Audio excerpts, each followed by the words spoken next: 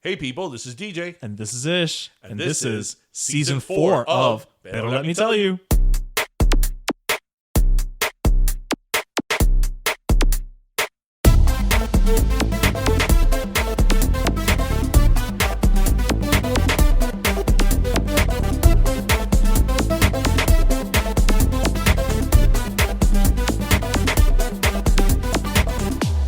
Strike it up. That sounds like Strike up the band. like those CDs that used to be compilation CDs. Like, but now no, that's what I call music. now. Okay, what number about now? Like now 454. I think actually what they stopped doing was, I think they started doing like, now that's what I call 2020. Like, I think they started just doing like yearly compilations. Because it was just too much. They were just like, listen. I'll never forget that the first Now had Janet Jackson. Everywhere I go, every Together smile again? I see. Yeah. Aw. Yeah. Well, with that said, everybody, welcome to episode 157. Welcome to Pero Let Me Tell You, everybody. How are you all? I think everybody's doing good. How are y'all? Everybody's doing fine. They're all, they're feeling nice and tight and moseyed on this Friday. I mean, I'm assuming it's a Friday while they're on their cars and, going to the workplace, listening to us on their moving vehicles. I wonder if people that are from Louisiana and Mississippi listen to us. Well, I mean, we've got people from all over the globe. Yeah, but I think that people in Cambodia probably relate to us more than people from Mississippi and Louisiana. Because, we have people from Cambodia, Vietnam, and what's the other country that when we saw, we were like, what? I don't know, probably Guam. Afghanistan, whatever. Pick one, yeah. Australia, we've had people. Right, but Australian there is a Cuban population. There is a out Cuban there, population, and Australians and Americans are, similar. True. So I could see that, but I don't know.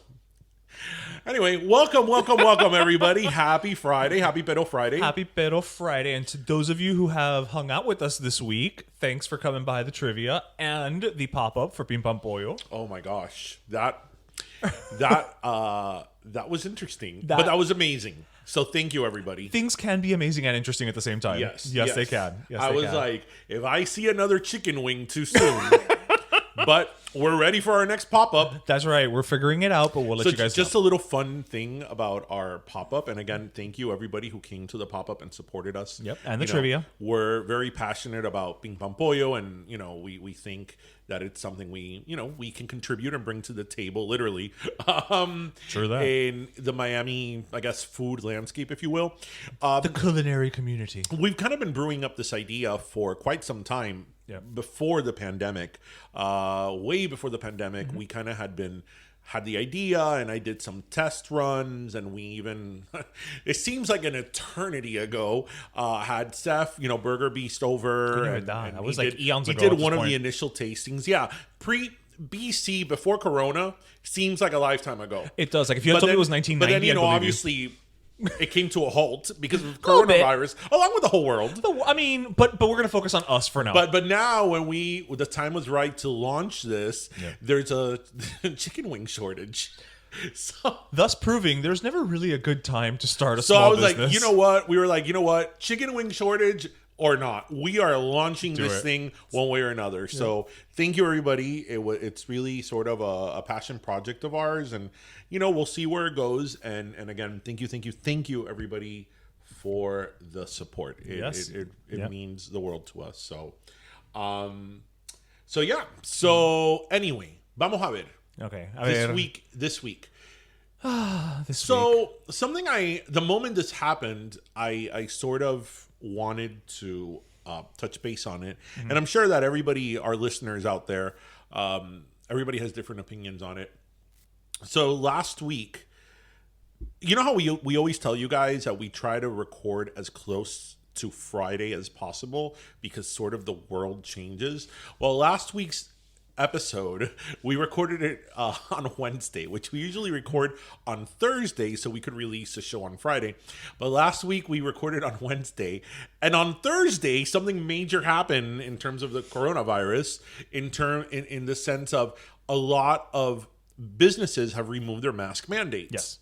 right? And I'm like, damn it! I'm like, this would have so been a topic that That's we would true. have Yeah, spoken for sure. about We last would week. have hit and on it. Yeah. week that we record one day earlier, this happened. But anyway, we're bringing it up this week. Listen, in all fairness, the day of the corona, we recorded and we had to re-record the whole damn episode. We did because well, it was the same day. The same day, exactly. We recorded. We took like 2 hours recording that day, and I remember when we came out.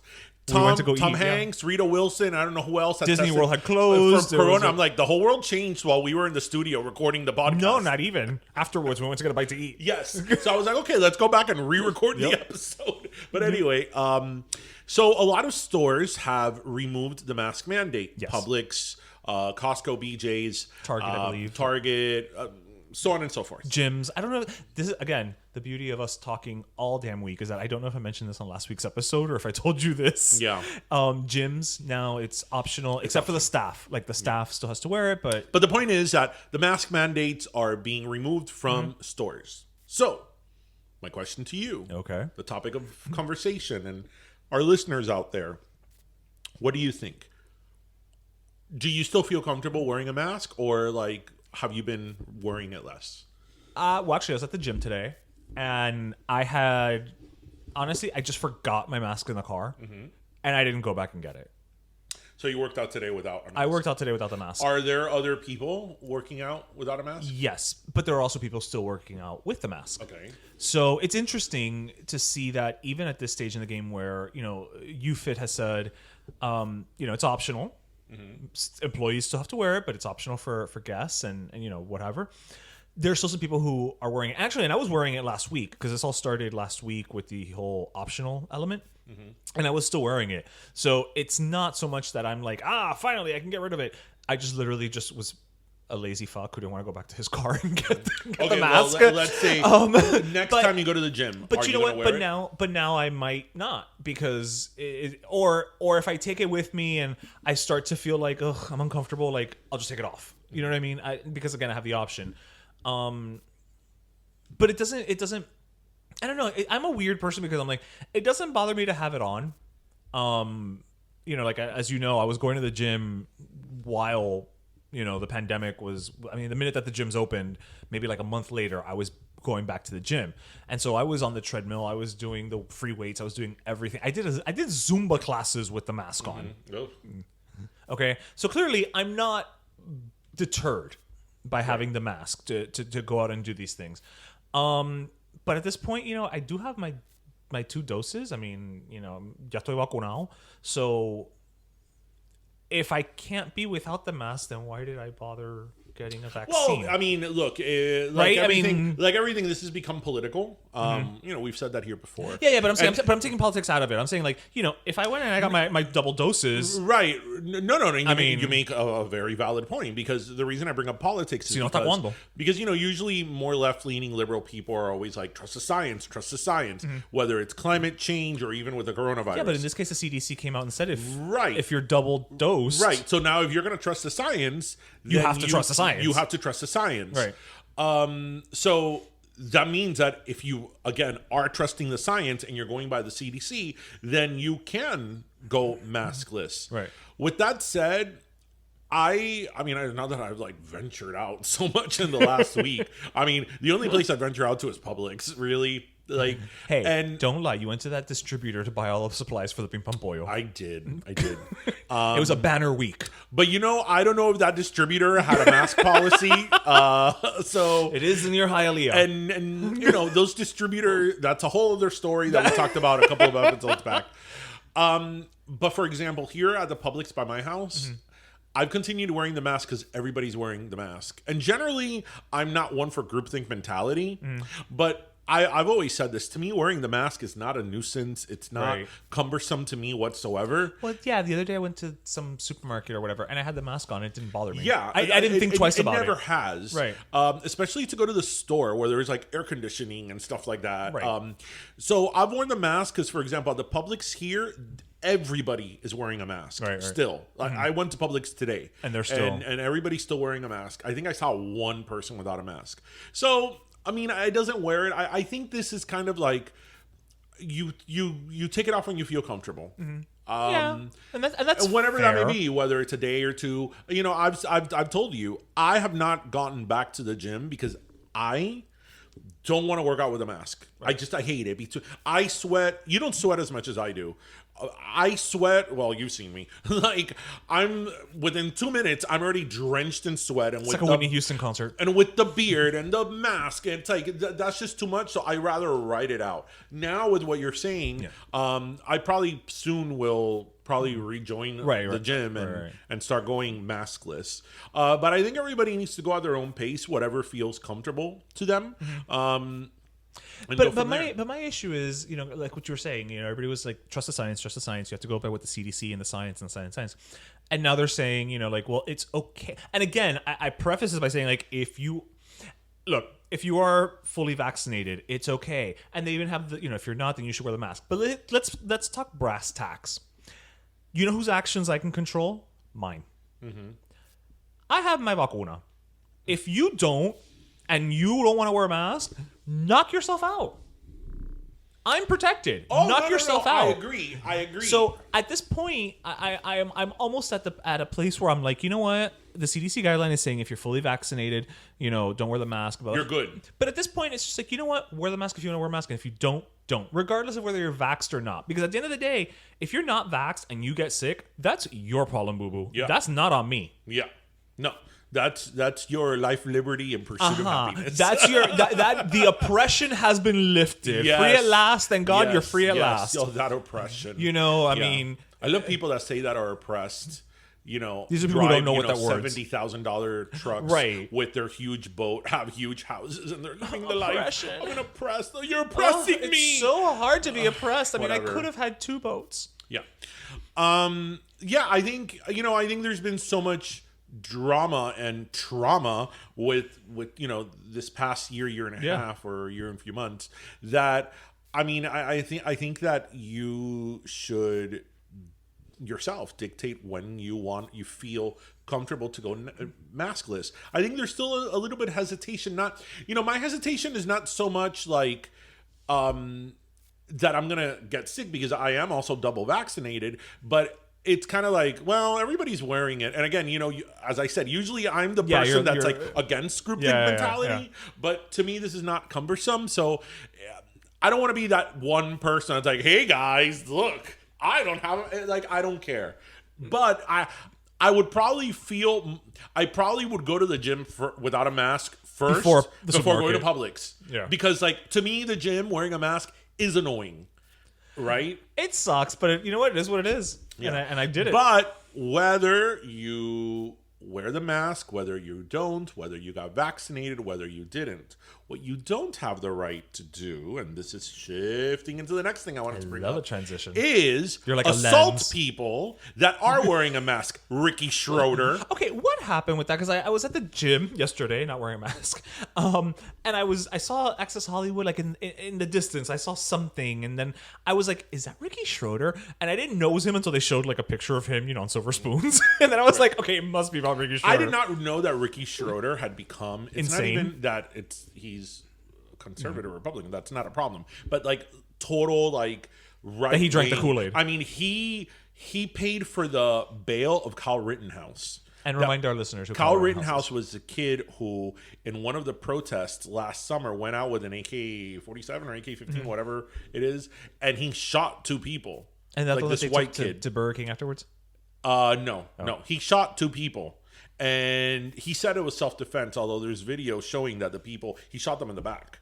And he shot 2 people that were protesting. Well, you know how dangerous a scapulary is. And he eventually got arrested, and Ricky Schroeder posted his bail, like some weird cosa de esa.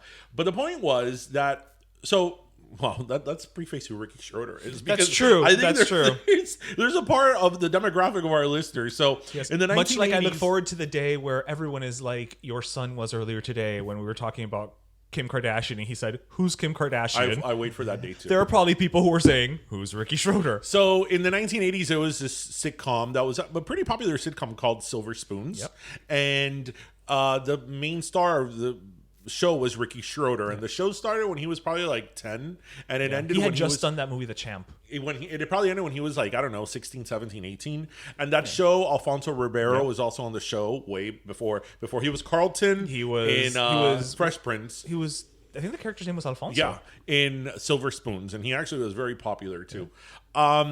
So Ricky Schroeder is like this. He was this little blonde, cute kid who will forever live in our consciousness as little Ricky Schroeder. Yeah. Well, little Ricky Schroeder went to Costco this week, and he, of course, put it on Instagram Live or Facebook Live, as one does. And he went on to completely berate and like insult the guy at Costco at the entrance. It was like un señor. No, I don't know. Maybe he was in his 40s or 50s. Oh, okay, he looked older from afar. And he's like, "Why are you wearing a mask? You know, the government is, the government who was corrupted and ruined our economy. Is making us wear masks and invented all this, and you're wearing a mask." And the guy didn't lose his cool. The guy was like, "Sir, Costco," because I think that California now you don't have to. In California, there's still a mask mandate. Okay, there's a mask mandate, but Costco does not. No. Costco, As a company, the organization, doesn't right. lift it, but the state does. Right. It is confusing. It is confusing. Right. But the point was that Costco in California was still enforcing the mask mandate, and he just like completely went off on the guy. Who's just doing his job. By the way, the guy's just doing his job, and the guy was so polite. Right. And he was like, "I want my refund," and everybody come to Costco and get their refund. What I thought was great, that I was like, that's kind of awesome. There was another employee involved. That she's like, "Espérate, you want a refund? Dame un momentico aquí, give me your card. Boom, here's your refund." She gave him a refund? Because you know that if he wouldn't have gotten a refund, then it would have been, "I'm being oppressed." Right, yes, it's because true. I don't have a refund. I'm being oppressed. It's true. My white self is being oppressed. He would have to jump back on his toy train. Yes. And go back to the middle of his house. Because it would have easily taken that narrative. Right. But I love that and it's in the video, she's like, "Here's your refund. Thank you. How else can I help you?" Yeah. Yeah. And he like completely attacked this guy. And I'm like, whether you agree with that or not, the guy's just doing his job. Leave him alone. Like what? He is not Mr. Costco. Yeah. He's not doing the policies. Take that up with your elected official. Take that up with Gavin Newsom. Take it up with the manager. With whomever, Costco, the governor, CEO, the mayor, whatever. But don't take it up if you're against it. On the guy who's earning $8 an hour, right, at the door, and put it on social media, right? Because now you made that public, and you put that man now in the epicenter of a public debate. And all he did was clock in for his job. And he was there at his job. Like, I mean, calm down, people. I can't with the dramatics of this. Ugh. Pero bueno. The point, wear your mask if you want to. If you don't want to wear the mask, don't wear the mask. And if that's you want it. Live and let live, baby. You know what? If you don't want to get vaccinated, that's another thing. If you don't want to get vaccinated, people that don't want to get vaccinated, it's kind of like the people that watched Lost the first season. People that don't want to get vaccinated feel they need to have like a public discourse, a press conference, right?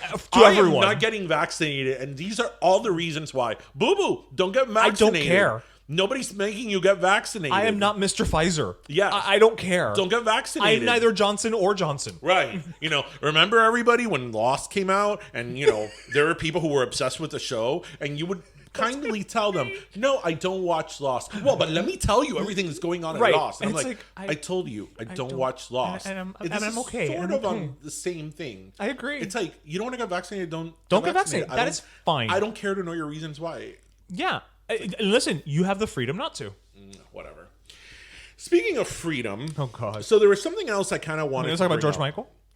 There's something else I kind of wanted to bring up because, I think what episode are we on? 150? 157? In 157 episodes that we've done. And plus. I sort of lose track a little bit about like every topic we've discussed, I mean, we've talked about a lot of shit. We've probably talked about thousands of topics at this point in 157 episodes.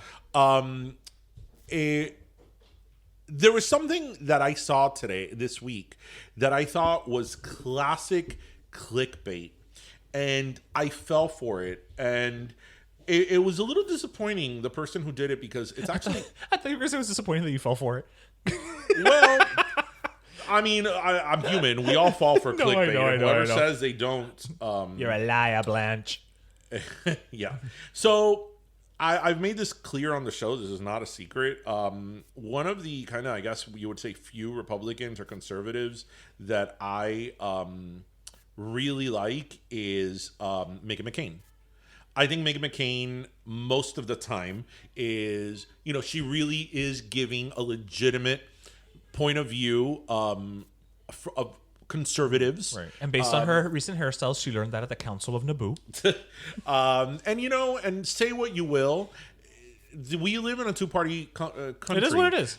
Or at least a main two majority, parties. Yeah. And I mean, I've said this before, even though I'm a Democrat, I'm a liberal, I think, our government works best when both parties are on their A game. And when both parties are playing offense and defense, as we've been for so many years, that's when everybody gets screwed, right? And I think that she is a very reasonable voice of the right and of Republicans. And I actually do enjoy her perspective, listening to her perspective, even if I don't agree with it. And it's no secret that I watch The View religiously. You do? Really? And CBS Sunday Morning. I don't think you've ever mentioned either of those things. But anyway, could you tell the listeners who your favorite singer is? I don't think we've heard that ever either. No. Maria Conchita Alonso. Yes.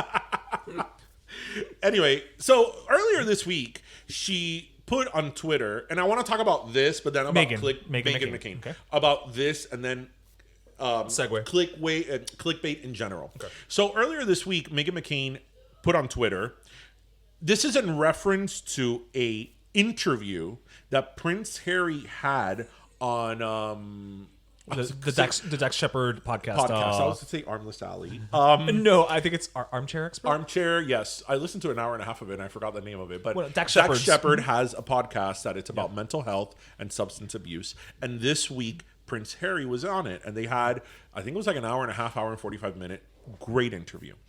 But Meghan McCain puts on Twitter, in reference to Prince Harry, "We fought a war in 1776, so we don't have to care what you say or think.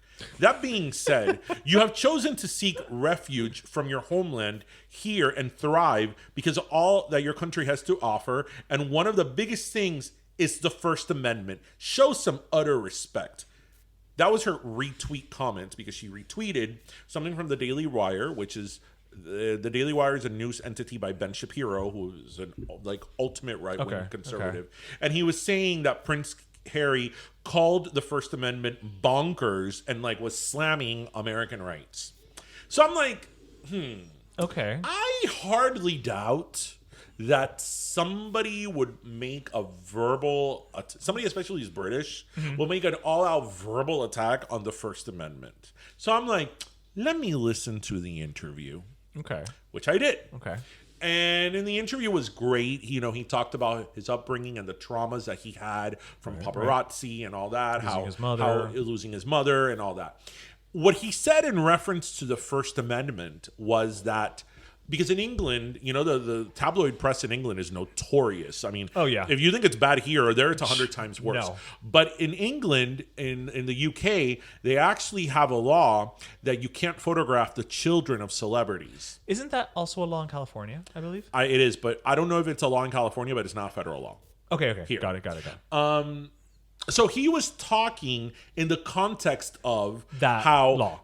He's being him. Right. There's photographers everywhere wanting to take pictures of him and Archie, and Dax Shepard was saying when Kristen and I go out with our kids, it's survival of the fittest, because there's all these people out there with the kids, and he was saying something as the First Amendment as to in the context of that he didn't understand the First Amendment, but he just didn't get how paparazzis can invade your privacy. Oh, that could be okay because of the First Amendment. And take pictures of your kids. That's bonkers that you could do that. Right. And that people find loopholes. It falls under First Amendment. That is what he said, right? He didn't attack the First Amendment. He didn't attack the Constitution. Basically, he said it's crazy that they can do this and use the First Amendment as protection. Right. As somebody who's lived in the public eye all my life and have been hounded by paparazzis, I have firsthand knowledge. Right. That's what he was explaining. So the reason I bring this up is because she went on and tweeted something being that Meghan McCain. that was completely Out of context. And I actually commented on it, which I generally never do on Twitter because I think Twitter is evil and vile. It's really, I've only been saying that for the last 4 years. No, it really, but thank really you for is. joining me. The only reason, I mean, full disclosure, the only reason I joined Twitter recently is because I've kind of dived into the political world in terms of work and career wise, and It is the place to be. It you is the gotta place to be be. in Twitter, Yeah. but it's horrible. It's a Twitter's cesspool. awful, I've awful, always said this. awful. Now you know why I would say this. But anyway, so back to clickbait. It's just so disingenuous and so sort of annoying how people just completely take something out of context, put whatever headline they want, and we live in a world now that nobody's going to stop and read the actual article or listen to the whole interview like God, I no. did. And this is how, quote, fake news makes its hold, because people then in the Twitter universe or becomes a narrative. blogosphere, start retweeting and fighting about things that they base an opinion on one sentence. Right. Out of context. Yes. It's so annoying. Yeah. Welcome to 2021. So annoying. So Meghan McCain, do better. You're smarter than that. So okay. Moving right along. Feeling fancy free. What is that? That's from the Muppet movie. Fun and Fancy Free? Isn't that Disney? No. There's a Muppet movie. There's a song where it says, moving right along, doom, doom, doom, feeling fancy free. Okay, so this past week, ¿viste Miss Universo? I did not. That's funny because I saw somebody, I think Enrique Santos posted something about it, and I was immediately, my first thought was, I can't remember the last time I watched a beauty pageant. Okay, so Miss Universe was this week, and There wasn't like the top 8 were all Latinas. there usually are at least half of them Latina. But I bring this up for another reason. So Miss Universe was this week, and generally Miss Universe is usually like, I'm going to go ahead and say the biggest beauty pageant. I think it's even bigger than Miss America. Well, I mean, it is the universe. Well, no, but it's also shown internationally. And That is true. And, That is true. And it's like a big deal. Right, across the globe, correct. And it was aired on Telemundo, Okay. but it was not aired on NBC. It was not aired on any American channel. Or any English language channel. Any English channel. It was online. Okay. And I found that really interesting. That makes sense to me, though. So let's talk about that for a minute. That makes total sense to me. So it makes sense to you in the sense that, okay, does it make sense to you in the sense that beauty pageants have been losing their luster and their ratings, obviously? The ratings, yeah. I mean, and so from that angle. So do we need to bring Bob Barker back? I'm always going to say yes to more Bob Barker. No, but it makes sense to me just from a ratings perspective. And it's so interesting how my entire family watched Miss Universe. Well, and that's also why it makes sense to me that it was on Telemundo or a Right. Spanish language. Right. Because for platform. Latin audiences, it's still a really big deal. It is still a big deal. And it's as funny we've 'cause- said on this show, Venezuela and Colombia, like those girls, like out of the womb, they're just already putting and fake there's lashes. people that I follow on Instagram from Venezuela, Colombia, Peru, different Latin American countries that they were like on Instagram Live. They were like all into it. Yeah. Like Eurovision. You know what? That's a great comparison, actually. Yeah.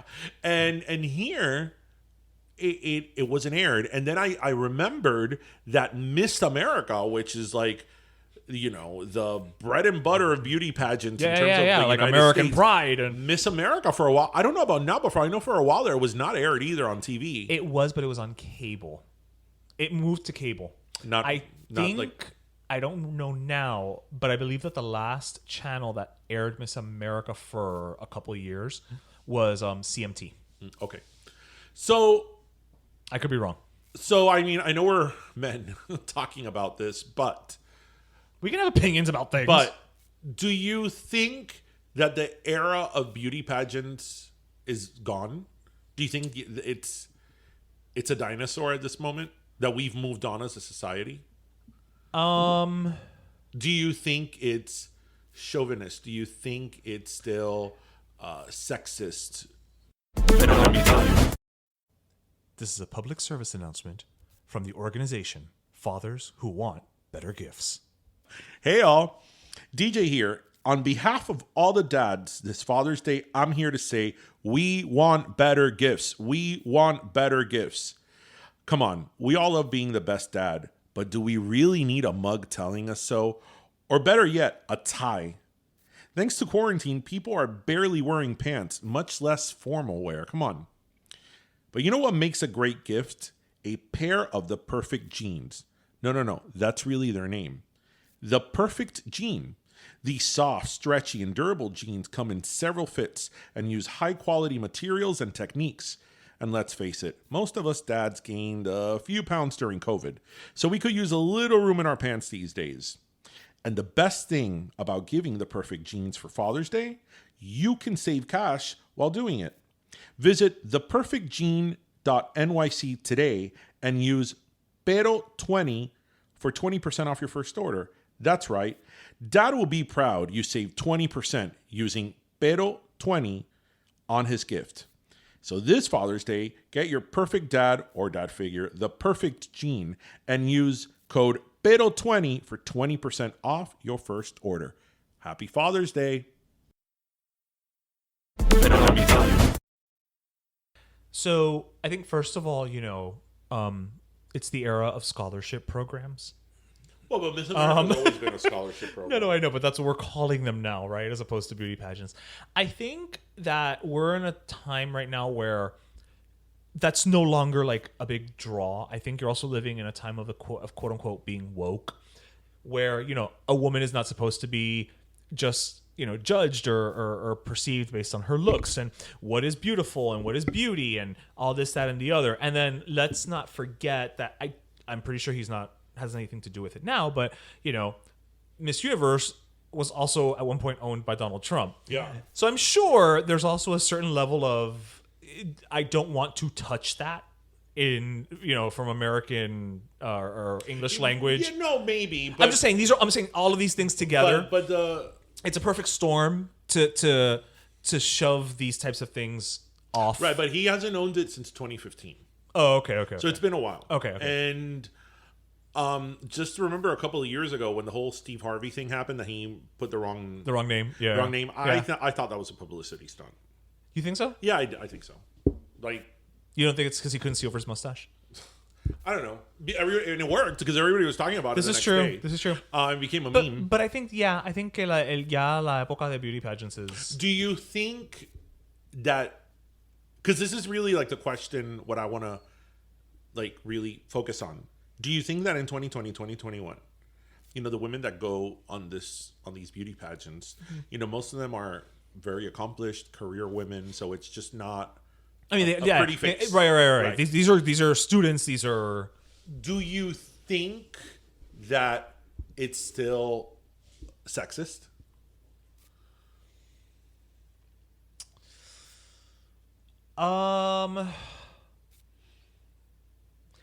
So I'm going to remove my personal views from this because I don't think it's sexist, but I understand how it can be seen that way. Mm-hmm.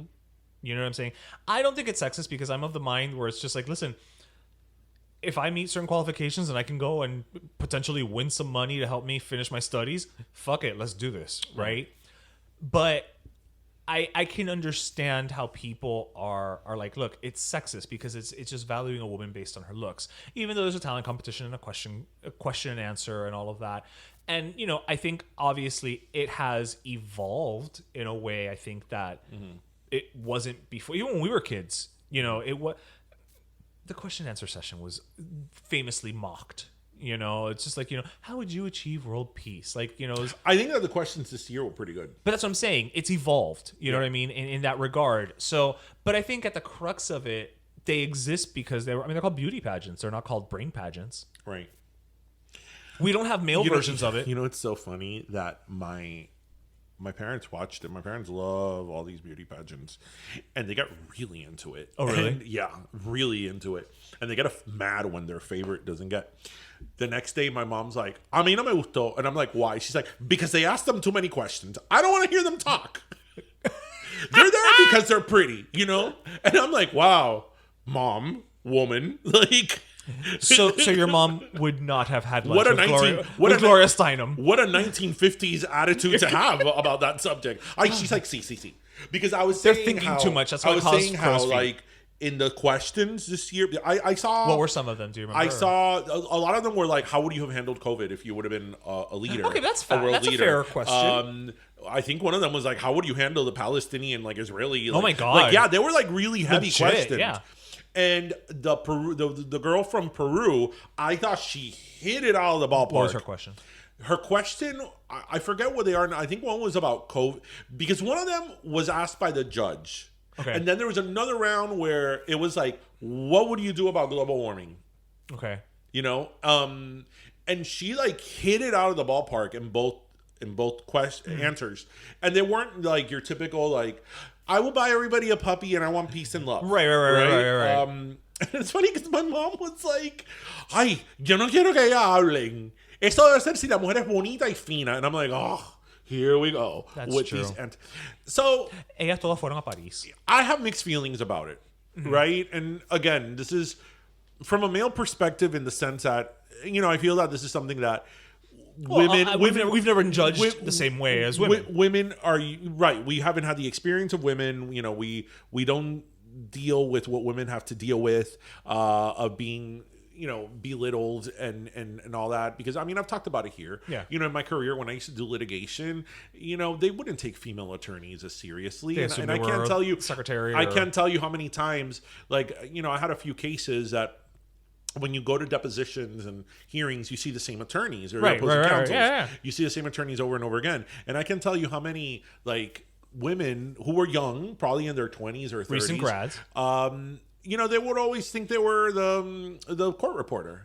And I think that after a while, you know, in this case, law, that you busted your ass and went to law school and you made as an attorney, it's Fuck like, you. fuck you. It's like, what do you mean? Not that there's anything wrong with being a court reporter, but it's like. But the assumption is you're a girl, you must be. So those are all things that still exist. So obviously a woman would have a better perspective on it. Do I think they're sexist? Yeah, I think they're super sexist.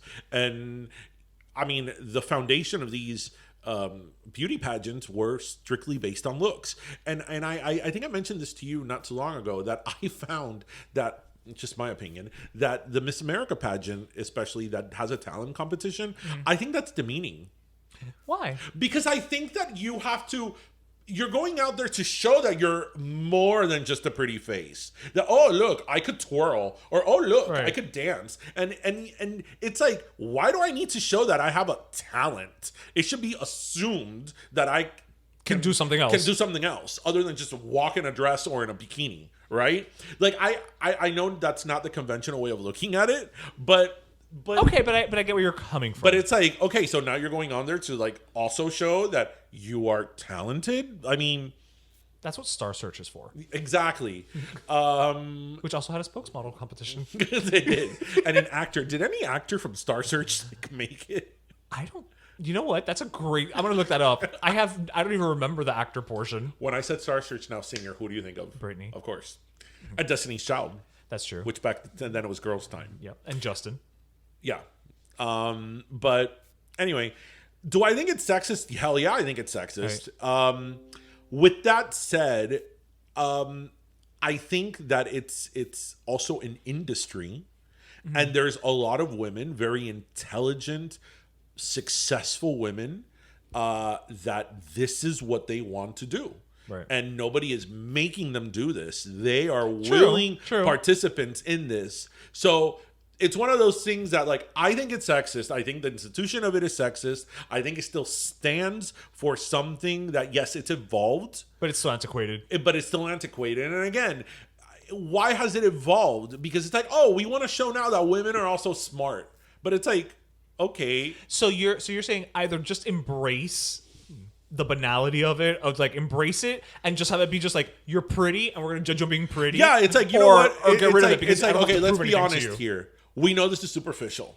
Right. Embrace it. Embrace it. It's superficial. Right. It's superficial. And if you're down for 2 hours of superficiality, which a lot of people are. Hey, the Kardashians were on the air for exactly how long? for 17 years. If you're down for this, you know what? That's a good point. I don't see that any different now, a beauty pageant. any different than like Keeping Up with the Kardashians. A reality. You're presenting a reality of women that is completely manipulated, enhanced, and just It's not average. If nothing else, it's not average. It's not average, and it's unattainable to a lot of people because a lot of these women that are in beauty pageants are like from the day they're born. They are, especially the global ones. Yes, they are. I don't want to say bred, but they are trained. They're groomed to do this. So it's not relatable to the average woman. Right. So if you want to present it in that way of like, yeah, this is fluff, it's superficial, it's sexist as fuck, but you know what? We don't give a shit. It's 2 hours of a fun time. It's whatever. It's dress up for I 2 think hours. I would accept it more than, oh no, but we're going to give you like hard questions to show people that you could be a beautiful, successful woman and have brains. It's like, oh, we're doing that? We're still doing that? Like, okay, I see where you're coming from. You know, I get it. But again, it's a launching pad also for a lot of women. Look at Alicia Alonso. Machado. Alicia Machado. Vanessa Williams. Vanessa Williams. It's a launching Gretchen pad. Carlson. And I think that a lot of women probably use it as that, as launching pads. Yeah, wasn't Halle Berry was a beauty contestant? She was. I don't remember for what, but she was a beauty contestant. She was. And I think she won like her state or something like that. I think she was like Miss Teen USA or something like that. But you're right. She was a beauty queen. So yeah, I mean, if I don't have a problem with women doing it, I just think that this whole thing of like, oh, we also have to show they're smart. It's like, right. We're not just about pretty. It's like, whatever, dude. But you know, again, this is like two guys giving an opinion on something that obviously a female would have a different insight on it. Let's talk about prostates. Oh. You know, we've got them. Prostates. Got one? Let's talk about it. Let's talk about prostates. Prostate chat, baby. God, what a horribly boring thing. Oh my gosh. Like sweaty balls. That's so funny. You know, I have to tell you, SNL, just when you think SNL has peaked, it like comes back. It has its moments. It has its peaks and valleys. It ebbs and flows, yeah. Did you see this week's? No. Okay, there was a skit. You have to see it this week. There was a Muppet Show skit. Is that why you were which was quoting Muppet Babies or Muppet? Oh, the Muppet movie? No, actually, it's just because I just always do that when I hear moving right along. But no, it's just a really funny skit. Just check it out, guys. It's with the Muppets. It's with Keenan. Oh my God, Michael. I can't remember the guy's name. Michael Keaton, Batman, the original Batman. Chico from the my God, from the show on Comedy Central. Michael Ian Black. Thank you, Michael. No, not Michael Ian Black because no, but he's got 3 names. Michael Keegan. Yo no sé de qué tú me estás hablando. I don't know either. You know what? Let's just keep going. Oh, congratulations to friend of the podcast, yes. Louis Aguirre. Hometown boy, done good. Done very good. He received a commendation today from local government for his efforts in saving Biscayne Bay. Yeah, I mean, literally, that's the best way to put it. Saving Biscayne Bay. Because that man, like, I think that if he had a big enough aquarium at his house, he would scoop up all the animals out of the bay and just put them there until things were better. Yeah. You know, it's really interesting. I've told you this story that, you know, sea level rise is something that in Miami, it's a huge problem, and it's gonna continue to be an even bigger problem. And I've told this to a few people that a lot of the new construction in downtown Miami specifically, it's being built already with sea level rise in mind. I lived for many years. I lived at one of the condos across the AAA Marina Blue, and those 5 buildings there. It's called. You did not use the right name. What? Isn't it called like Bitcoin Arena now, or what is it? I'm sorry. FTX Arena, the former American Airlines Arena. All those 5 buildings there, like Marina Blue, 900 Biscayne, 10 Museum Park, Marquee, and the new one, where the Beckhams live. That's called the Biscayne Wall.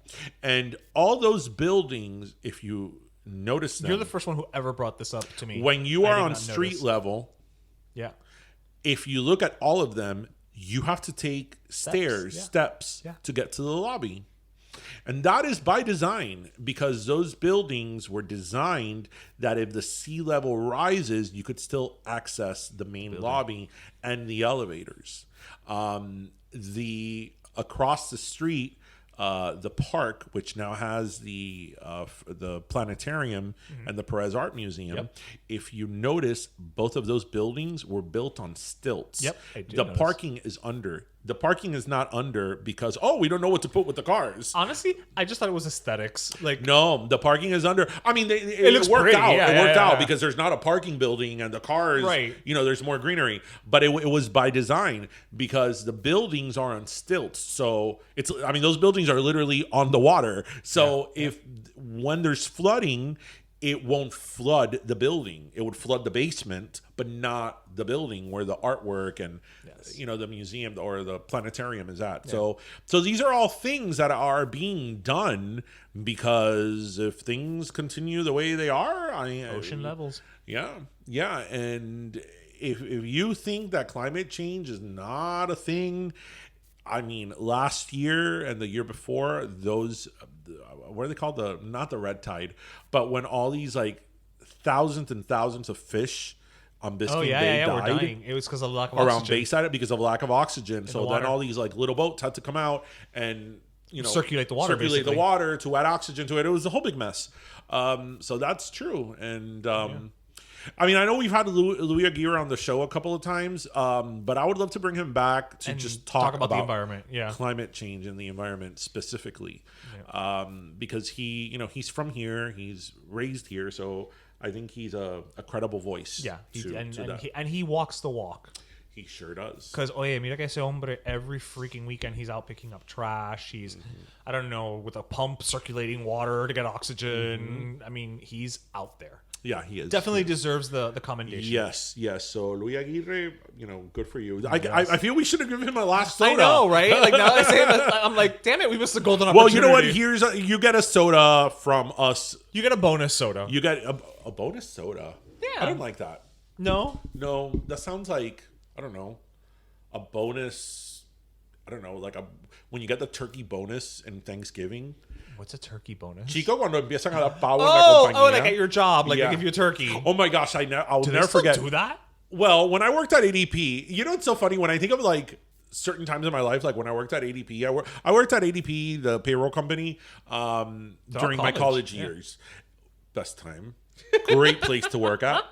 And I'll never forget, but then I started thinking, oh shit, this was like 20 years ago. Like, I'll never forget that they for Thanksgiving they gave us a turkey, and they called my department and they're like, oh, go downstairs to get your turkeys. And I remember the Butterball truck was there, with like 5,000 million frozen turkeys, and I'm like, oh, can I have more than one? And they gave me like 3 turkeys. You took 3 turkeys? I sure did. Pero, I sure did. bueno, que tu familia es un batallón. Yes. And I put them in my car, and 2 or 3 hours later when I went home, they were still frozen. But that was like 20 years ago. The world wasn't as hot as it is now. That's true, yeah. So going back to Louis Aguirre, Those turkeys would have been thawed. They would have been Y ahí thawed. teníamos, mira, el pavo for Thanksgiving, después pavo para las crismas para hacer fricasé. Qué rico. Ugh. Fricasé de pavo, no. I like fricasé de pollo. I don't like fricasé de nada. I do. I like fricasé de pollo. I don't like fricasé. I don't. Ugh. And then my mom, for years, would just make fricasé every day for her, and then she'd put it in the fridge, and that shit doesn't get cold pretty, Oh, yeah, it's always got a film. Yes, and it's like ugh. gelatinous. It's not cute. It is not a cute thing to look at. I hate my parents' refrigerator. My parents, okay, you know what my parents do? I've never seen this before. Okay. Listeners, if you have seen this before, Maybe they have. let me know. And our listeners will let us know. Okay.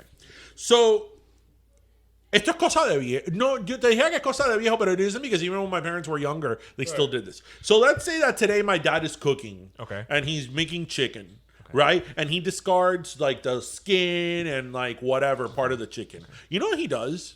He puts it in like a plastic supermarket bag that said Okay, Ahhh right, okay. and he puts it in the freezer to freeze, because if he throws it away in the dumpster in the back, by the time trash day comes around, it's gonna smell bad and attract animals. So when you open up the fridge, there's a bunch of like discarded frozen meat residue. Eso cosa de Carlos Roja. Because you know what? You guys do not live in medio del monte that the raccoons are all going to come and the bears to come and take things out of your garbage. I don't know. There's a lot of possums around my parents' house. Yeah, but possums don't like open things. I don't know. So it's so annoying. I've never heard of that in my life. Yes, it's so annoying. I've never heard of that in my life. Yes. And then you open up the freezer and then it's like, pretty bottles of, quarts of ice cream. No, we have frozen meat residue. And it's like, That's gross. And I'm like, Papa, bota esta mierda. Like, that is great and disgusting all at the same time. Yes, it's so annoying. And then, for example, you'll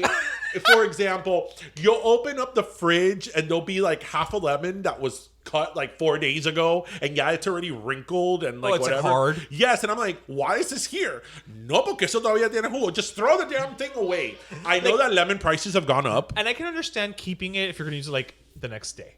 Yes. But like, after a week, and I'm guilty of that, but I'm guilty of that more just out of like laziness and not remembering. Yes. Like, I'll put it away with the intention of like, ay, pa usarlo después. Yes. And let's not even talk about los plátanos. And then what about los plátanos? Okay, so I realize that I'm super picky, because I'm the type that if my banana, my banana has one freckle, I'm not eating it. You will not eat it. Yes. No, I like my banana practically green. Yes, but I realize that that's me. Yeah. But I find that my parents and a lot of like older Cuban people, they love the banana brown.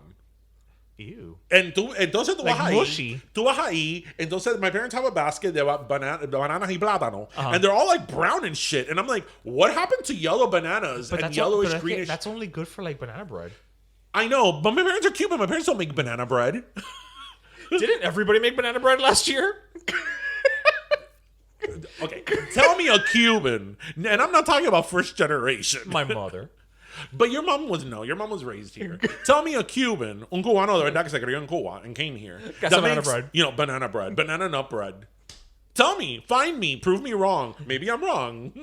You know what, listeners? You have a task. No, or I love whenever I make like simple things and I take them to my parents' house, like the lemon poppy seed muffins. Ay, qué cosa más rica. And I'm like, they're lemon poppy seed muffins. That's like 2 steps and but that's such a foreign concept. Yeah, or like the orange cranberry muffins, and then what I do. Well, because then you're just mixing 2 fruit. No, but then what I do when I make the orange cranberry muffins is that. And I do it from a mix. Okay. So it's not. I do it from a mix. But what I do is that then I add like orange zest. You're like semi-homemadeing it? I add like orange zest to the top. Right. Just to, little kick. Right. Ay, qué cosa más rica. And it's like, oh. Verdad. This is a house con los plátanos que están todo negro. And the chicken bones in the freezer. And then another thing about my house. So, hashtag, I am loving hearing this while I'm aquí meciéndome hashtag in the growing up Cuban, hashtag growing up Hispanic. In my house, and I'm pretty sure is across the board with a lot of people, especially here in Miami, right? Okay. Tú vas a la casa, they have that, basket or thing de fruta. Okay. No, mijito, ahí no hay ninguna naranja. Pero naranja agria, there's like 20 of them. Pero a freaking normal orange for me to eat, no. But we have, naranja agria for days. And it's like, how much more are you going to make with this naranja agria? ¿Para qué tú quieres tanta naranja agria? Like, tell me. Like, why? Why do we have like 10 of them? Are you roasting a pork this weekend? No, you're not. So why do we have 10? No, porque estaban en fresco. Estaban en fresco 10 por $2. I'm like, okay, exactly. Well, it's not like you're going to make, naranja agria juice. Or naranja agria slushies. Yeah, I don't like eating oranges. I love orange juice. I don't like eating oranges. I love orange in any way I could get it. I don't like eating oranges because I always feel like I don't know, it's like all little veins, and then there's always a seed you have to spit out. It's just too much trouble. Or again, Cosa hair. Hashtag growing up Cuban. Hashtag I think it's growing up Borges. I don't know. Or again, the fruit basket, right? We're talking about the fruit Okay, basket. this is the theme now. Right, Fruit the fruit basket. Okay, this is what we're doing. So, no, those aren't cherries and grapes. Those are mamoncillo. You know, like, have you ever had a mamoncillo? My parents have a mamoncillo tree in the backyard. Okay, so you've had them. I have mixed feelings about my mamoncillo. I don't mind the taste. The texture kind of freaks me out a little bit. Why? It's like super slimy. Oh, well, yeah. It's like, this is what it feels like to eat a goldfish. But it's like a lychee. I don't like that either. Oh, I think okay. lychees are kind of gross. All right. Actually. Well, there you go. There you go. And I'm not having no lychee ice cream. Or I like lychee martinis. oh, when I went to Hawaii, everything was like lava, macadamia nuts, and lychees. It's like, oh, What the hell food were you eating that was lava? not food, but just like everywhere you went, it was like lava. Sir, would you like a bowl of lava? Lava, hot liquid magma. You know? And then everything else was macadamia nuts.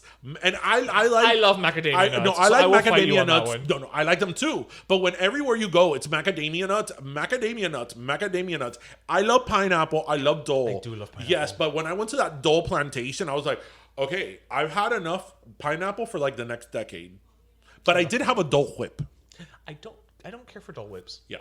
But No, anyway, they won't. back to the Cuban fruit I don't basket. know where we were going on this one. But it's like, so basically, the fruit basket in my parents' house is blacked plantains and black plantains and bananas that already have one or two flies around them. Naranja agria y mamoncillo. And I'm like, okay, so we're like, where's the cherries and like the... Es que eso no existía en Cuba. And I'm not being facetious when I say that. And then, you open the door and it's like frozen, discarded meat. Frozen chicken carcass. Yes. And So appetizing. oh. Although I will say, you know what? I'm going to go on record as saying that you made chicken salad earlier today, and it was freaking delicious. It is. It was. I love chicken salad. That is one of my favorite things in the world. You saw what... And your chicken salad, sir, was Yes, phenomenal. my chicken salad is pretty awesome because it's rotisserie, so it already comes with flavor. It's so oh, that reminds me. You know what we have to talk about this show? What? Friends. Well, we gotta have friends. No, Chico, Friends. I know. I'm being facetious. Actually, no. We can talk about it next week. Okay, I guess we'll talk about it next week. Are you excited about it? I mean, I'm okay about it. Why? I don't know. I just feel like I'm looking forward to it, but I'm not like excited about it. I'm really excited about it. I'm really excited about it because I told you I don't need a reboot of this. Well, I love how they're doing it. It's just them getting together and talking about the show. I told you I want a career retrospective. Yes, I want a because I think career- that what people want to do is see the six of them together. Sit down and talk about the show That's what they want. Yeah. Because throughout the years we've gotten the 3 women. all the time We came close to having 5 at one point. for the James Burrows Yes, tribute. and then Matthew Perry Chandler was stuck on in TV England or something. We've come close, but we've never had the 6 of them Right, together. right. And I think that's what people want. No, I agree. And I imagine that it'll probably be a similar format to the Fresh Prince of Bel-Air reunion. Because it's also on HBO Max. And that was So, great. yeah. That was a great. great retrospective. Great. What I'm trying to figure out now is, because I'm sure they're going to rebuild the set. Will it be Central Perk or will it be... I think it'll be Central Perk. Yeah? I think Not the apartment? I think it's just logistically, if you're going to have people sitting around to talk, Central Perk makes sense because you've got the couch and then the 2. Oh, but the apartment could... But it's easier. It's just that if it's the apartment, then it's not going to be consistent with the way the show ended. Okay, but this is not a continuation of the show. Right? No, but I mean, if you want to go there, I think Central Perk just makes sense. I think just logistically, it's easier and quicker. right? I would rather have the apartment. Really? Yeah. I would much rather have Central Perk. Yeah. No, you know why? I generally don't like their Central Perk scenes. Is it because you don't like coffee? That's why. I'm excited about it. And You know what? I think it's going to be Central Perk. I really, really do. Also because, remember, Central Perk has been touring as part of the Friends pop-up experience. Yeah. So it's kind of a built-in, Yeah. just bring the fucking couch over. Yeah. I'm really looking forward to it. And I love that Ross's parents are going to be there. Ross and Monica's parents. Oh, wait, who played the guy? His father, Elliot Gould. Yes. Okay, yeah. Mr. Barbara Streisand. I always forget that. Yeah.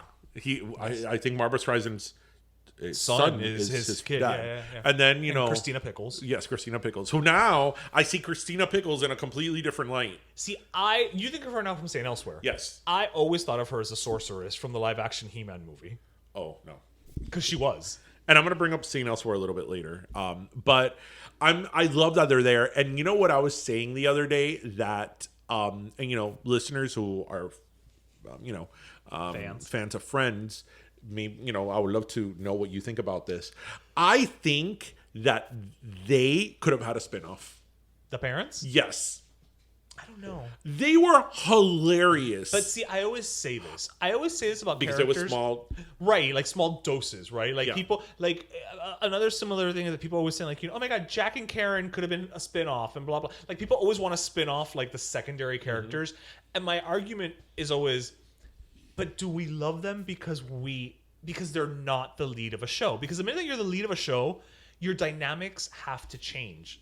You can't. That is true, but you can't just be the joke. Right, that's true. But look how many punchline. Secondary characters have been spun off to successful shows. Right, but it's okay. Like, for instance, the first one that pops to mind is actually Good Times. Good Times, Maude. No, but Good Times is the first one that pops to mind.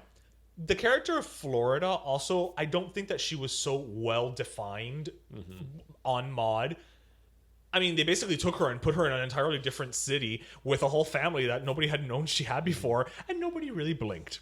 Because I don't think that she was so defined in the show of on Maude. I understand what you're saying, and I'm not saying I don't disagree with that.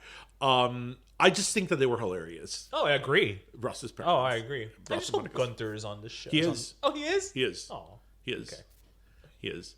It's funny because I remember when the last episode aired, I'm like, I wonder if there's going to be some closure with, like, Gunther. And there was. Yes, there was. Do you have favorite episodes? I used to, and I honestly at this point, like, I've seen them so much that they're kind of blending together a lot of times. I have like favorite moments. I don't know if I have a favorite episode at this point. My all-time favorite episode is the episode with the transponder. Oh, the game. The game. I lose my shit in that. That's scene. Not even a word. And it's so funny because that's like season 2. That's season 3. And in that is also the episode where I think Phoebe gets pregnant. Yeah, where she announces, "Are you in their little fetus? In 9 months will you come and greet us, and we'll buy you some Adidas." But that, because I love every moment of it. I love all lines up. I love it's like all things relative. What is the name on the TV guide? Chanandler Bong. How many Miss Chanandler Bong. I love how many towels does Monica have? Guess. Fancy guess. No, guest. Fancy guess. 11. I love it. I love it. So that's my favorite. My almost tied with first, which that entire episode is a riot, which was one of the last episodes. Because that's another thing with Friends. Friends never jumped the shark. Friends was always funny. In fact, I told you this. Friends was way funnier at the end than it was at the beginning. The first 2 seasons of Friends, I don't care for. I thought Monica and the first couple of seasons of Friends, I did not like her whatsoever. Because they were trying to figure her out. By the end, Monica was probably my favorite character. They were trying to figure her out. The character. She was probably my favorite character at the end. That show, I will say, if that show was released in the last 10 years, it would not have gone on this long. You think so?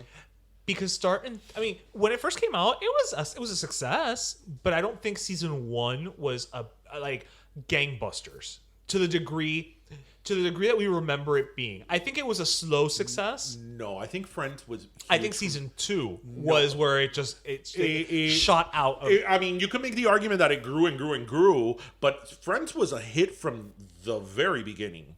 Because I remember the first season of Friends, I didn't really care to watch it. And everybody watched it, and it was one of those like, oh, everybody's watching Friends, and I'm not. I don't really like any of them in the first couple of seasons, but when the characters were more developed, right, as you go on, it's just because when Ross, like I was going to tell you, my second favorite, like almost first favorite episode, but like right there is the episode when Jennifer Coolidge guest stars as her friend. I never took any dance classes. I've never taken any dance classes. Oh, you look positively ghastly. Smell me. It's my natural set. That episode, which is also the episode when Ross goes to the tanning booth, tanning salon. Was this place the sun? That is one of the best Chandler moments. That's what I'm saying. Like, there's just a lot of moments for me. Like, for example, I think it's the first episode of the last season when they're at the resort in Bermuda, I think it is, or Barbados. Where he's going to the symposium? Yes, and Monica has the braids. It's a sight for the eyes and the ears. That is like a riot. And then, of course, one of my favorites is you threw away my sandwich. Oh, the moist maker sandwich. My sandwich. And I love also the last Thanksgiving episode. Was that? That's when they find out that they're having the baby, Monica and Oh, Chandler. okay. Oh, yeah. I love the part where Jennifer, where Rachel and Phoebe and Joey and Ross are in the hallway because they had gone to the beauty pageant, the Little Miss Darling, and they had got the guys had gone to a Knicks game. That whole dynamic that goes on in the highway is a riot, and the hallway is a riot. But the first couple of seasons, again, the characters weren't that developed. They were figuring it out, and I didn't care for it. Like, one of their most famous episodes is the first season's Thanksgiving episode with the football. Oh yeah, and I'm like, when that comes on, it's like next. But I'm very much looking forward to it. I'm very much looking forward to it, and I think that show, part of the success of that show, because to me this is important, is that they all were really good friends, and they still like each other. And they still like each other, and they're still very good close because. Yeah. Which is very, very important, because on this reunion, I'm assuming that they used a lot of, probably a lot of lights. And as we know, Jennifer Aniston is severely dehydrated. Yes. So you need 5 people on lookout at all times. Like, doesn't it bother you a little bit? Not that I was invested in Sex and the City like I was in Friends, but doesn't it bother you a little bit that, like, that it's not your friend, that Kimmy, your friend Kim Cattrall, like, hates them? Yeah. I mean... And you could tell there's bad blood there. Yeah, it's not like we had a misunderstanding. And they're indifferent about it, whatever. You can tell there's bad blood. She's like, die. Yeah. I mean, I get it. I understand. But yeah, looking forward to the Friends reunion. Well, I am looking forward to the last soda. Yes, we're thirsty. Wow, we hadn't had an episode just you and I in a while. I know, it's been a while, baby. It's just you and me. Yes. You and I. Just sweet thirsty. Okay, well... Do you want to go first? Go first. So I'm gonna go first. I'm gonna give it to a show that I've been binging on lately. Because again, one of the things that I've started doing since I work from home now is I'm like, you know what? I'm just gonna watch this series, whether I've seen it before or kind of see it in starts and fits and bursts. So I'm actually watching Ugly Betty. Okay, which version of Ugly Betty? Ugly Betty, not Betty La Fea. Mm-hmm. I'm watching Ugly Betty with America Ferrera. And I'm going to give my last soda to just Ugly Betty. It really, it's not that old of a show. It's probably older than I think it is. It's probably a good 10 years old, if nothing else.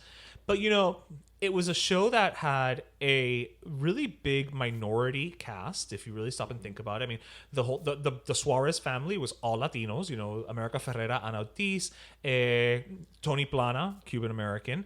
Her nephew was not just Latino, but he was, a just flamboyantly, openly gay kid. There was, Vanessa Williams. I didn't watch that show, but all this time that I saw her, she was freaking amazing on that show. She was the show. She was the show. Yeah. But and on top of that, I actually found out after the fact, Salma Hayek was one of the executive producers. And one of the I think the creator was a gentleman called Silvio Horta, who he was actually from Miami, Latino. Unfortunately, he passed away a couple of years ago. I think maybe a year or two ago, from an overdose here in the Miami hotel. But it's interesting to see that this show, it's a fairy tale farce type situation set obviously in New York at a fashion magazine, but everything is heightened, and it totally knows what its aesthetic is and it runs with it, it embraces it.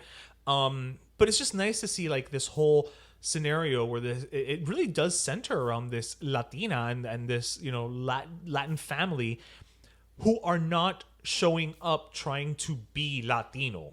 They just are. It is what it is. They are a Latin family living in Rego Park, Queens. The older sister, is always throwing the Spanglish in there, and it's done properly. And so, it's just very enjoyable. And so I'm just still on season 1, and also Judith Light is in it. Oh, hello, Rebecca Romaine. Hello. I mean, what more do you want? People? You know that America Ferreira. And it's para que tú veas that, like, again, we were talking a little while ago about Miss Universe and all that. I've always found that she's so pretty. Yep. And she's not what you would consider a quote-unquote traditional. Like, I don't even want to say traditional, like, like the beauty pageant, mainstream, like, va-va-voom woman. But I've always thought she's so freaking cute. Like, she's so cute. She's Did you so ever see pretty. Real Women Have Curves? No. That was her first motion picture. It was an independent film. It was her, actually, and then her mother, and that was played by the actress who played Yolanda in Selena. Oh no. But it's a very nice movie. And then I always think of her actually like if you were working at Cloud9, wouldn't you have had a crush on Amy? Of course. Yeah. Because at the end of the day, everybody wants to seek Amy. It's true. It's true. Brittany was right. Greatest prophet of our time. You like that? You know what? I got nothing more to say after that. I'm passing the baton to you, sir. Because after that, I got nothing. For my last soda, I mentioned a little Seen Elsewhere a little while ago. Yeah. I think I mentioned this in a few episodes ago. So I have this goal that one of the few, I have a very, very busy life, and I'm not going to complain about it. Because it's not a complaint. It's just a statement. People always complain that they're busy. Right. But when you're not busy, then you complain that you're not busy. Right. Right. And at least when you're busy, you're getting shit done. Right. Right. And I have a very busy life, as you know. I live and die by my calendar. Now, I've gotten to the point in my life that when you want to do something, I'm like, hold on, let me check my calendar. And it's color coded. I love it. Isn't it colorful? It is very colorful. And one of the few hours in the day that I have to myself is when I get home from having taken Tristan to work, to school, because in the morning I have to, get him, take him to school, and then I come home and drop him off. From the time I drop him off, I get back home to the time I actually get dressed and leave to work, I have like an hour and a half of like time just for me. No phone ringing, nobody calling, For the record, I know this, and I try not to call you at that time. So my goal is that hour and a half, I'm going to use it to watch old shows. Right. Like I've told you, I've always wanted to watch Dallas and all that stuff. Right. So the show that I've been watching for like the last 3 or 4 months is, I think I've said it before, is Seen Elsewhere, which was a hospital drama that ran from 82 to 89, and it's considered one of the greatest shows of all time, dramas of all times, and I would always see it in the list of shows to watch. Yeah. So I was like, I've told you, everybody that was in the Screen Actors Guild, an active member of the Screen Actors Guild between those years, appeared on that show. Because you know what's so funny? That show started in 1982. Right. You know who was a guest star in 1982 on that show? Candace Cameron. Wow. She was like 4? She was like 6 years old. And you know what I actually started thinking? I'm like, this was before her brother made it big. Because Growing Pains started in 85. So I'm like, Candace Cameron was acting before Kirk. Before Kirk Cameron. I was like, wait, what? But anyway, in St. Elsewhere, one of the characters, Dr. Daniel Oshlander, which is one of like the best characters of the show, was played by Norman Lloyd. And he died this week at 106. Wow. God bless. And he actually was the world's oldest working actor. He was on Train Spotting with Amy Schumer and Trainwreck with Amy Schumer and all that, like in 2010 or 2012. Oh, wow. He was working until like he has entries, I think, on IMDb or whatever until like 2 or 3 years ago. He was working well into his hundreds, and he was like. He worked with Orson Welles. So he goes back. When I found out that he had worked with Orson Welles, I was like, "Pero how old is this man?" I'm like, "Yeah, he's 106." Like it tracks. It tracks. Yeah, but it's like, you know what? Life well lived. Yeah. 106, and he passed away this week. And he's one of the best characters. It's funny because St. Elsewhere started in 82, so it started already like 38, 39 years ago.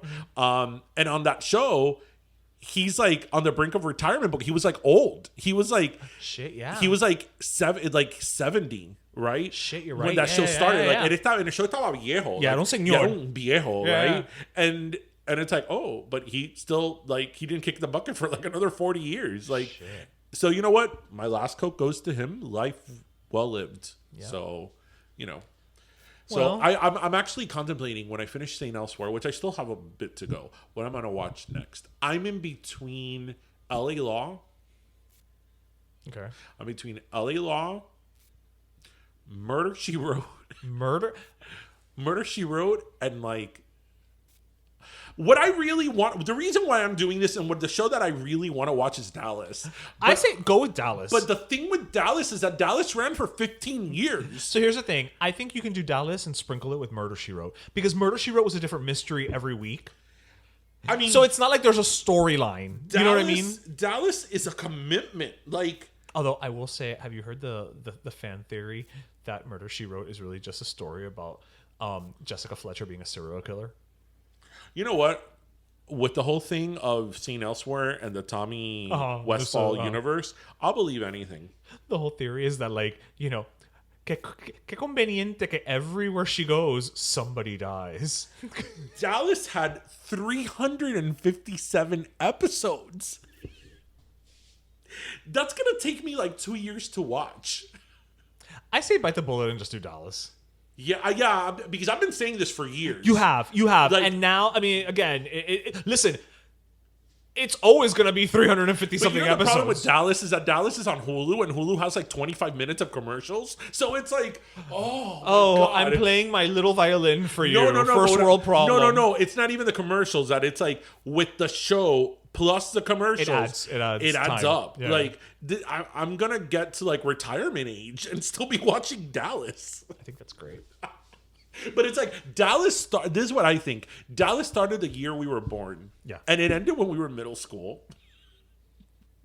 I say embrace it. It started in the 70s and ended in the 90s. I say bite the bullet. So you think I should take on Dallas? Take on Dallas because I watched the first like. You know what you might want to do with Dallas? Maybe what you can do with Dallas is do like a season and then take like 2 weeks off to do like Murder, She Wrote, like a palate cleanser. Because I watched like the first 3 or 4 episodes of LA Law and it was like really good. And then what I also watch at night, like when I'm going to go to bed and I want to tone it down, I watch Miami Vice. When you want to tone it down, you watch Miami Vice. Yeah. Nothing like watching drug dealers from the 80s in Miami. We lived through it. I guess the fact that we're still alive to tell the tale is very soothing. We were kids, so Listen, kids got massacred at Dayland. Yeah, that's true. So anyway, bueno. We should totally put this like as a thing. What should DJ watch next? Yes, that is this week's question. Anyway, this was a fun one. Yes. We hope everybody listened, laughed. No, we. Wait, yes, we hope everybody. Wow, man, come on. We hope everybody listened, laughed, and learned. And remember to grab your pastelito, your croqueta, and your cafecito. And thank you for joining us, everybody. Yep, this was episode 157. Have a great weekend, everyone. Pero Friday. Woo, woo, woo. And keep an eye out for our week. next Pim Pam Pollo. Pim Pam Pollo pop-up. Pim Pam Pollo pop-up. Oh my God, that's so Say many that 4 Ps. times. Pim Pam Pollo pop-up. Pim Pam Pollo pop-up. Bye, everybody. Pero Let Me Tell You is co-hosted by Darian Borges and Ismaeliano, produced by Ismaeliano, and our theme, Pero Let Me Tell You Freestyle, is composed by Michael Angelo Lomlaplex, the official gay guy. And don't forget to subscribe and leave us a review on iTunes.